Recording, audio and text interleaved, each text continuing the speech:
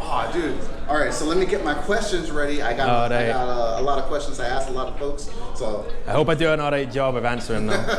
all right, brother. So most of the people are going to see this. Okay. They're going to see that handsome face. No. And they already know who you are and they already recognize you. But for the folks who don't know who happen to know who you are, can you tell us your name, tag, and where you're currently from? All right. Well, my tag's Peckham. Name, you can call me Peckham and all. I'm from Scotland, but I live in Los Angeles. So it's funny. Most people around here, when they say, "Yeah, I'm a first generation immigrant," or I'm an immigrant from, from wherever, it's usually Mexico, Salvador. It's too cold in Scotland. It's too cold. Like, I needed to get the fuck out of there, mate. How did that happen? I just got very lucky. I went to university over there. I studied finance. Really? Yeah, and while I was at university, I worked as a bartender. Get a bit of money together so I could go out and have a few drinks. And then when I graduated, I thought I'd take it easy, work as a bartender for an extra year. Mm-hmm. And then just one of my customers straight after I graduated happened to be from California. He owned an accounting firm in the valley, and then started chatting it up. I was hoping I'd just get a nice tip out of him because he was American. Yeah. And then he offered me a job, and then moved out here. Yeah, worked out all right. Yeah. Crazy how that ended up happening. Yeah. I know. I got very lucky. How long have you been competing, and kind of what's your story with competing? So I've only been competing. I started playing during the pandemic. Okay. I started playing online. It was August 2020 I started. Okay.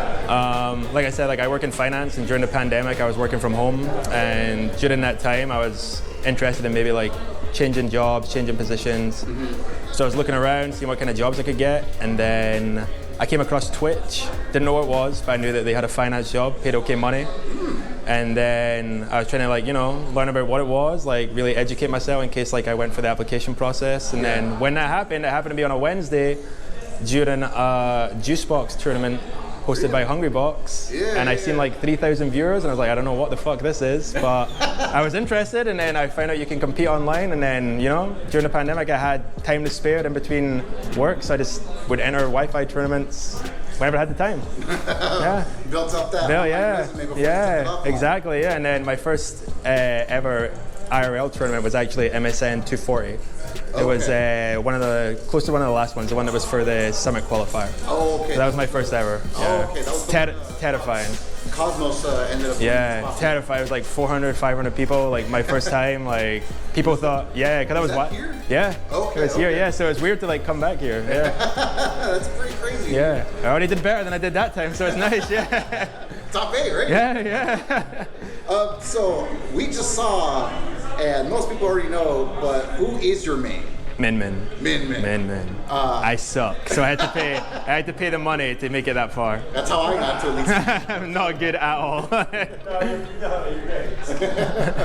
Did you have any other mains before that? No. How did you started with? I'm not even exaggerating. I literally suck. People that do normal characters, base characters, and they do raw back air, spacing, stuff my hands just don't work like that. Yeah. I'm also old, so I definitely got a wee bit of the jitters, but I just think she's a pretty easy character to play, fundamentally. She kind of does the work for you. You start off in advantage state.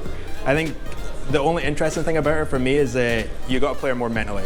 Because you're playing an easier character, you have more time to think about what your opponent's doing, and you can adapt to what they're doing without hurting your hands. I hear that. Yeah, dude. So this is definitely not your first MSN, really. Yeah, I literally went to one before, and then I was temporarily living in Canada for 3 months at a time. So I went to an MSM and then went back to Canada.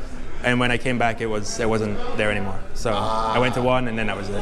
That was really about it. Yeah. So as far as the current group who's running MSM now is Top Shelf. Is this your first Top Shelf? I believe so. Well, if you count Wave Dash, I went to Wave Dash. Okay, you did go to Wave Dash. Yeah. How was that? Great. I loved it. Yeah. I mean, I really appreciate everything the guys from SoCal are doing. They do a great job. When they really put their minds to it, they really crush it. There's a weird side note lore. I know Jerry. Oh. I actually met him when he was, I don't know how the school system is over there, but he's a freshman, so he's 9th year In high school? In high school. How old are you then? Is that like... I met him when I was a senior, my last year of high school. Oh, shit. So when I met him, he was a little freshman. And you were picking on him. And the funny thing is, I recently reached out to him and we kind of caught up, and he told me a little bit of the lore of how Wave Dash and all of this came together. So it's a little funny that you say like Wave Dash was your first one. Yeah. I mean, that's great. It was a great time. Yeah, I mean, they really shoot for the stars when they go for events. I feel like they don't just do mediocre events. They really try to get up there, you know. What he called is like, hey man, when you have a good group and you have that immigrant hustle, things. Yeah, dude. I mean, yeah, I'm the same, man. It could be worse. It could be worse. Do you like play any other games, or compete in other games? I don't compete in any other games. I mean, I literally before when I was playing, I just play handheld. Like my last console that I owned was a PS2. Okay. I was big into sports like rugby and soccer, so I did a lot of sports when I was back home. And then when I moved over here, I just was working so much that I didn't really have time for it. So the Switch was my first console for a long time. Really? Yeah. So yeah. So when I'm traveling for work, I have a couple of games on it, but nothing serious. Just Yeah. Like I say, I play min-min. I haven't got much brains, so just enough to keep my hands busy. I mean, listen. A lot of people are saying you're good enough to make it a top 8, man. That means you're good. No. Yeah, you paid this for the DLC, but that don't matter. Yeah. That's why I got a job in the first place, so I could pay the $5.99 and I quit. There you go. So, kind of, what have been your highlights, since you started competing, either from this whole night or since the very first time you started competing? What are some of the kind of highlights from that you? Honestly, I just think the Smash community in general is fantastic. I feel like this is a side of me that I neglected for a long time with not playing video games. So to meet so many people that have the same interests as me and have the same passion, but also being so easy to talk to and converse with, has probably been a highlight for me for the longest time. It's not so much about the events, it's just I've met really good people that I'm really fond of. The way I spoke with the guy from Major Zine, I don't know if you know who they are, Oaks, and the way he described it is, yeah, you're running the Smash thing, and everyone has Smash in common, but that's really that initial burst thing. That's totally. Yeah. I mean, I generally hang around with the older folk because I know I can get a beer with them afterwards, and I can talk about a shit ton of stuff with them, and it's just interesting to see, especially the top players. It's interesting to see where Smash is taking them around the world. I speak to Vladdy, and when I spoke to Chag, and Chag was all over the fucking world just by playing this game, and it was super interesting to hear that side of things. Dude, that's super awesome, dude. Thank you for taking the time. No, mate, thanks for having me. I was blushing the whole time, getting all nervous over here. No, see, I did the thing that everyone does online, and I don't know how you feel about it, but I made sure to call you handsome so you can. So you fucking get me, So I say to everybody else that when I need someone, I'm like, hey, you're looking pretty good. Is there anything you want to say, shout outs, any persons, any groups, any whatever, anything you want to say to me, anything you want to say? I think you're also handsome. Make sure you turn the camera around when we're done.